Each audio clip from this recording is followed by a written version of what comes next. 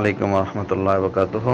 এক ভাই প্রশ্ন করেছেন যে 2 কুল্লা পরিমাণ পানিতে বা তার কম পানিতে যদি নাপাকি পড়ে তাহলে কি সেটা অপবিত্র হয়ে যাবে? জি, এর সম্পর্কে এরকম একটা হাদিস রয়েছে এবং সেটা আবু দাউদের তিরমিজিতে রয়েছে। রাসূলুল্লাহ সাল্লাল্লাহু আলাইহি সাল্লাম বলেছেন যে ইজা কানাল মাউ কুল্লাতাইন লাম ইয়াহমিলিল খাবাস, কোন জায়গার পানি যদি 2 কুল্লা পরিমাণ হয় তাহলে সেখানে নাপাকি পড়লেও সেটা নাপাক হবে না। এই হাদিসটি সহিহ হাদিস। তো 2 কুল্লা পরিমাণ পানি প্রায় 215-20 লিটার পরিমাণ পানি। তো এখন এর চাইতে কম পানিতে যদি নাপাকি পড়ে তাহলে কি সামান্য একটু পড়লেই সেটা নাপাক হয়ে যাবে? এ নিয়ে ওলামাদের মধ্যে ইখতিলাফ আছে। একটি হাদিসে আল্লাহ নবী সাল্লাল্লাহু আলাইহি সাল্লাম বলছেন যে ইন্নাল মা তাহিরুন লা ইউনাজ্জিসু শাই, পবিত্র পানি কোনো কিছু তাকে নাপাক করতে পারে না।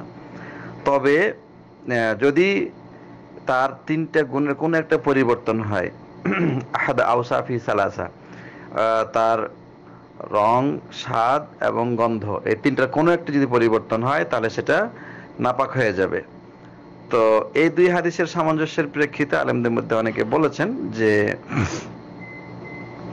2 কুল্লার বেশি যদি পানি হয় আর সেখানে যদি নাপাক পড়ার কারণে, নাপাক বস্তু পড়ার কারণে তার রং, স্বাদ, গন্ধ কোনোটা যদি পরিবর্তন হয়ে যায়, কোনো একটা যদি পরিবর্তন হয়ে যায় তাহলে সেটা নাপাক হয়ে যাবে, কোনো অসুবিধা নেই। আর যদি এর কম পরিমাণ হয় এবং সামান্য নাপাকে পড়ে এবং এর কারণে এই 3টা গুণের কোনো একটা পরিবর্তন না হয়, হ্যাঁ, তাতে আপনার ওই পানি নাপাক হবে না।